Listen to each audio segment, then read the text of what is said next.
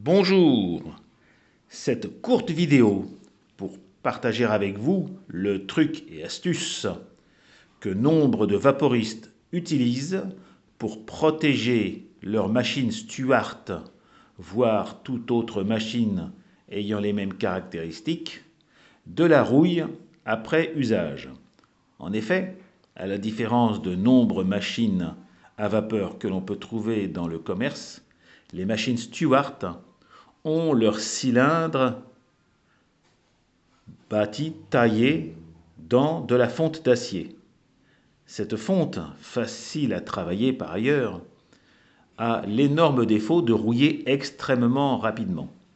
Par ailleurs, les cylindres étant déjà en fonte, les segments des pistons que nous trouvons aussi dans ces machines sont en acier et donc potentiellement susceptibles de rouiller à terme. Afin de pallier cette problématique, nous utilisons ce truc tout simple. Puisque nous ne pouvons pas injecter d'huile en fin de navigation afin de chasser les éventuels, non d'ailleurs ce n'est pas les éventuels, les résidus d'eau qui vont générer de la rouille en moins de 24 heures, eh bien le truc que nous utilisons, c'est tout simplement percer les têtes de cylindre et monter, comme vous le voyez ici, un bouchon d'une longueur juste égale à l'épaisseur de la dite tête. Il ne faudrait quand même pas que ce petit bouchon aille taper sur le piston lorsqu'il remonte. Donc, il faut non seulement faire ce petit filetage, choisir un diamètre 3 ou un diamètre 4 suffit largement avec un petit joint, mais il faut et il convient de s'assurer que la longueur du petit bouchon que vous allez installer ne dépasse pas l'épaisseur donc de la dite tête, qui vous le voyez ne fait pas grand chose. Mais il n'y a pas besoin non plus de toute façon de 50 000 filets pour garantir l'étanchéité de ce bouchon. Celui-ci est constitué avec une tête hexagonale, mais vous avez déjà vu sur d'autres de mes machines des têtes beaucoup plus travaillées. Ça n'est pas important. Du moment que vous pouvez glisser une petite seringue ici et en fin de navigation, injecter un maximum d'huile, puis en faire tourner la machine pour que cette huile se répande bien partout, cette manière de travailler vous protège de la rouille.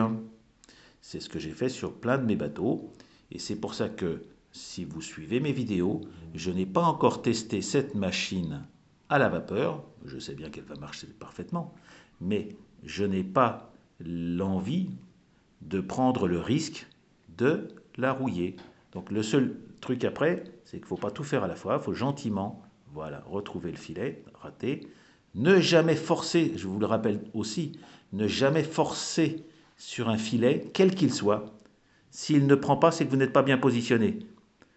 Parce que si vous forcez sur un filet, surtout c'est sur un métal tendre, c'est la meilleure façon de le tuer. Donc ici, vous voyez, je suis en train de m'acharner, entre guillemets, parce que je regarde à travers la caméra, parce que je ne suis pas droit. Et lorsque j'aurai trouvé, bon, ben je le ferai après, voilà, et là il se visse tout seul. Hop. Mais si ça bloque, voilà, hop. Je n'ai pas forcé. Autre petit truc, en tout cas dans mon domaine, je ne commence jamais le serrage avec un outil. Je le commence toujours à la main pour être sûr de ne pas abîmer un filet. Bon, ce n'était pas le propos de cette petite vidéo, mais en tout cas c'est le second conseil que je vous donne. Voilà. Avant, après, risque potentiel de rouille, aucun risque de rouille.